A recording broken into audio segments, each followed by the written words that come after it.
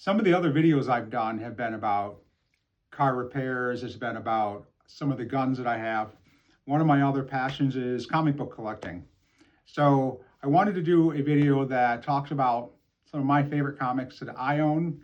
I have other comics that I'd love to own that I can talk about, but today we're going to talk about ones that I actually have in my possession and why they're important to me, why I think they're significant, why I love them, and why I collect them.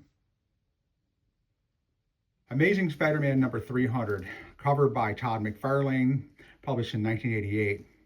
A very iconic issue, first full appearance of Venom, and this is a cover that's well known to many people. It's had a lot of homages, and of course Venom is a very important character.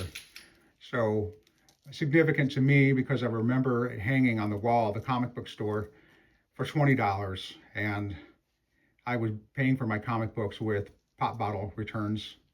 $20 was a lot of money to achieve with pop bottles, and I would typically end up just buying $1 book or $1.25 book rather than this book that I had wanted. It's apparently not bad enough.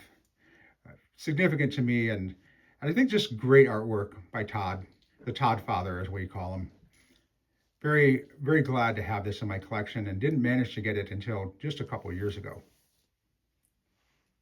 The Incredible Hulk, number 340, also published in 1988, also cover art by Todd McFarlane.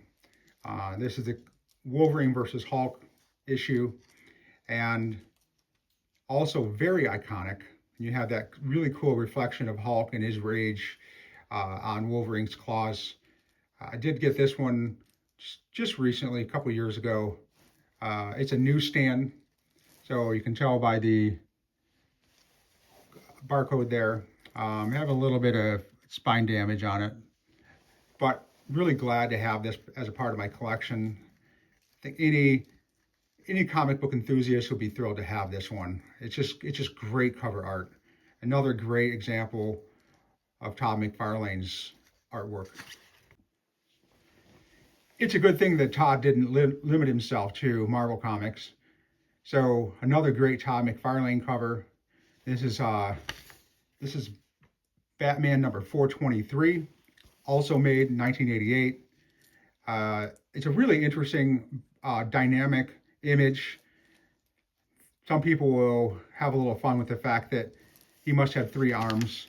So you can see that there's an arm here, there's an arm here, and then there's an arm there. So he doesn't have 3 arms, but it's great artwork regardless. So really great to have this a part of my collection. I really enjoy this cover. Another great cover art by Todd. Batman number 251. This was published in 1973, cover art by Neil Adams. And the storyline for this is that Joker escaped from the insane asylum. This is just the best, I believe, the best of Neil Adams' artwork. It's just a great cover. It's really dynamic. It's really compelling. And this one was a real recent acquisition, maybe a year or two ago. And I actually had it pressed because it was kind of beat up. So my philosophy is low grade is better than no grade. So really glad to add this one to my collection. And it's one of those ones, in addition to the other books that I've already shown you, that I don't plan to sell. Fantastic Four, number 57, cover art by Jack Kirby. It was a 1966 issue, and in this issue, Doom steals Silver Surfer's powers. Such a great cover. Typical Jack Kirby art. There's no replacement for Jack Kirby. He's the OG. He did it first. He did it best.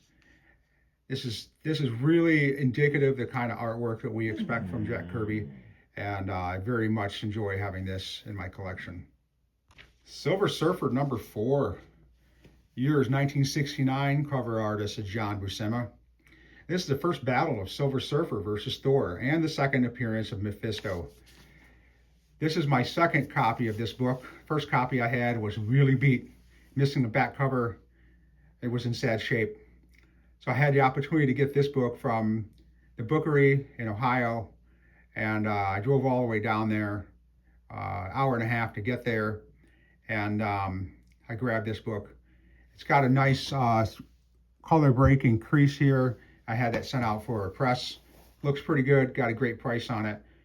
This is just such a great scene. It's great artwork, it's very vibrant, very compelling, and definitely one of the best of the Silver Age comic covers. Avengers number 57. The year was 1963. Cover artist is John Buscema. This is the first full appearance of Vision.